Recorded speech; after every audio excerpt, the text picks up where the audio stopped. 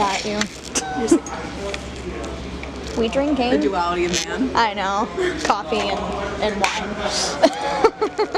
Hello! So, this week we are going to stray away a little bit from the musical theater side of the channel. It is a theater and media channel, so we had to, go into media at some point. So, this is that. I did something super, super cool this past weekend. And it's like a bucket list thing. It's like once in a lifetime, like I would have like gone to the ends of the earth to make sure that it happened.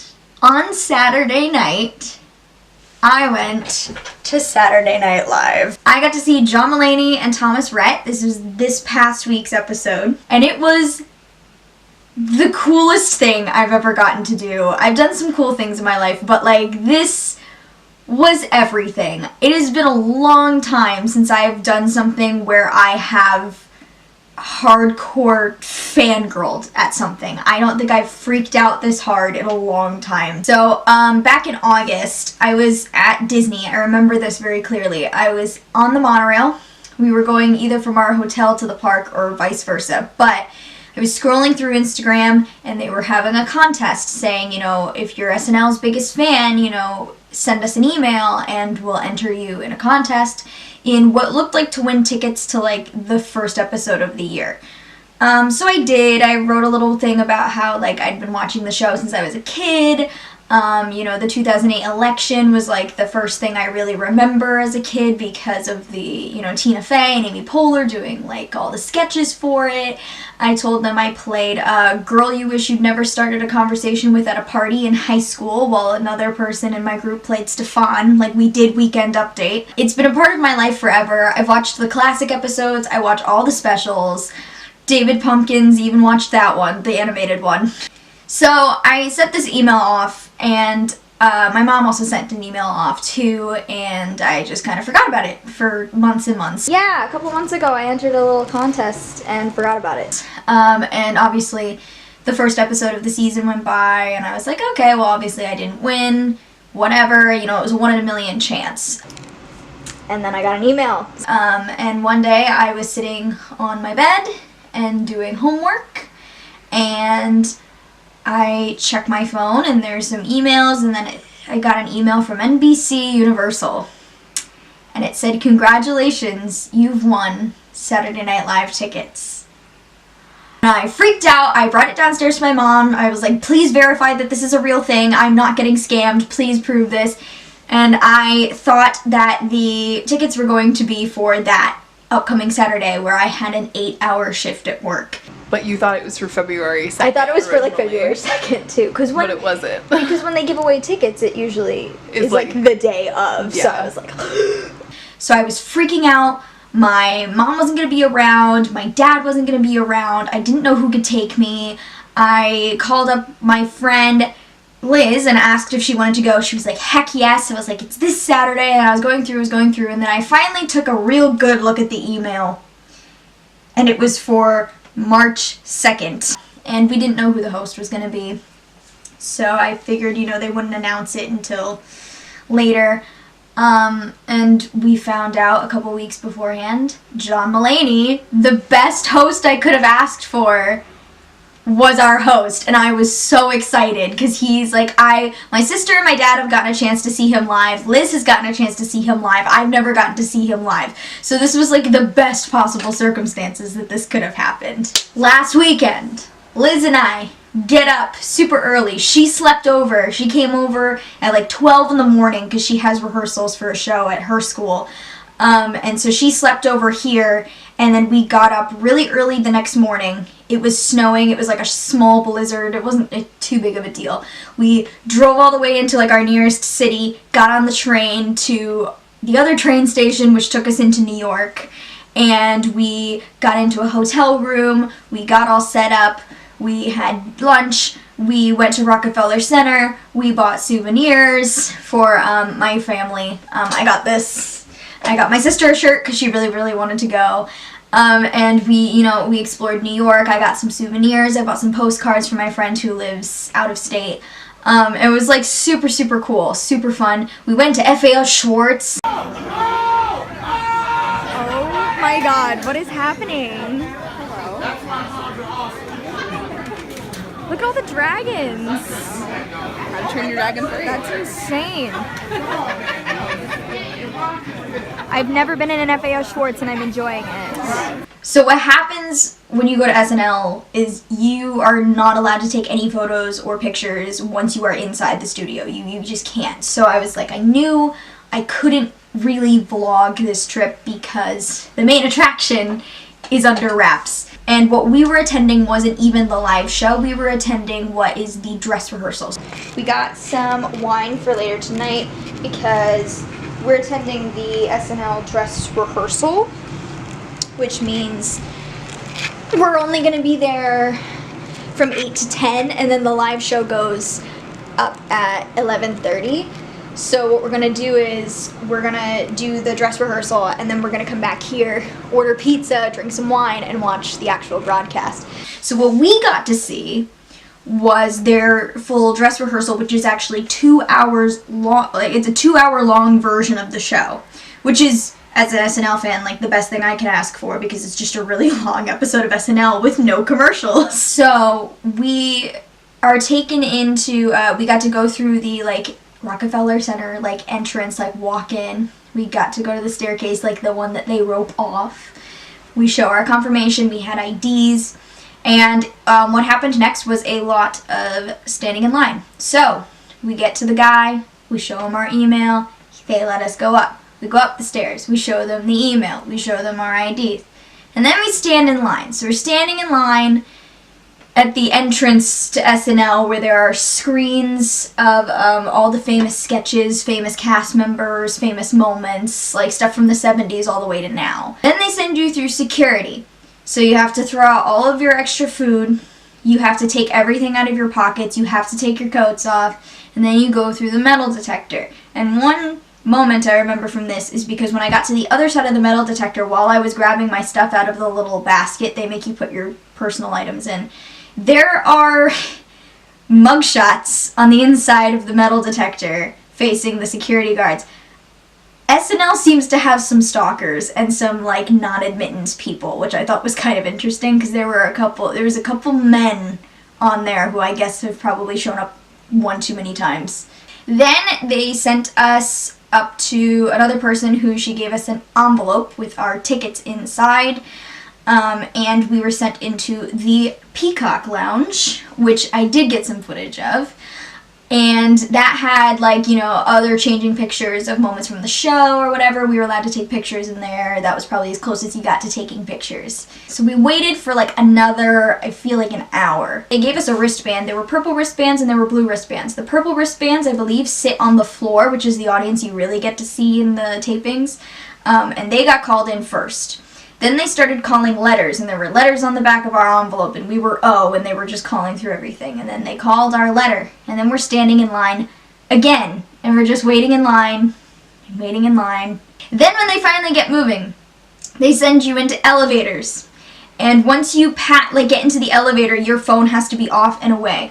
When you get out of the elevator, you are in the SNL offices. This is like where they work, where they write. There are photos on the wall of all the old casts, all the new casts, all the stuff from the older seasons is on one wall and it's all black and white photos, and then all the newer stuff is on the right hand wall, and you're walking through, and I'm like, this is so cool. And like you see, you know, like all like the rooms where the producers and the writers and everybody sit, and I'm like, this is super, super cool. Like this is like hallowed ground. Like so many people's careers started like in this building. We walk in to the studio.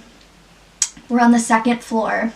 I was in the upper right hand corner if you're facing the stage. I was on the right hand side. We get in and I see the famous like SNL stage. The band is playing, the door is there, the stage is set, there's the, you know, Grand Central Station set for the musical guest, there's like sets and props everywhere, people are sitting around, the NBC pages are like getting you into your seats. So Liz and I sit down and we're looking at everything and we're like, It's so small. This, like, it looks so big on TV, and I feel like this is normal for, like, anybody who's been to a TV taping. I feel like you walk in and you're all of a sudden, like, met with, like, how, like, average-sized everything looks. It's so small. And I was trying to figure out how deep this studio was, because they crammed 2 hours worth of sketch sets into this tiny little studio. And it actually doesn't all take place on that main stage. They actually set up different sketches on different sides of the studio. So there were some parts of the show that we could see really well live in front of us, and some where we ended up having to watch all the monitors. And it was so mind-blowing, because there they are on the monitors, and my brain is used to that because, you know, they're on TV, they're TV people. I'm like, I'm watching you on TV just like I always do from home, except you're also right here in front of me, and you're human people with, like, skin and bones, and you're in front of me. And it was such an odd experience, and it was so cool to see, like, all the little moments, like, in between stuff, like seeing other cast members laugh when the camera's not on them. Like, Kyle Mooney during one sketch, like, could not keep it together, but the camera wasn't on him for much of it. And it was just so funny watching him laugh at his castmates. And it was so cool watching, like, you know, seeing what, like, I don't know all the names of the crew members, but watching them and how each of them have their own specific job that they're supposed to do. This made me laugh. There is a woman, I don't know her name, I'd love to know her name and what her job title is, because I want that job.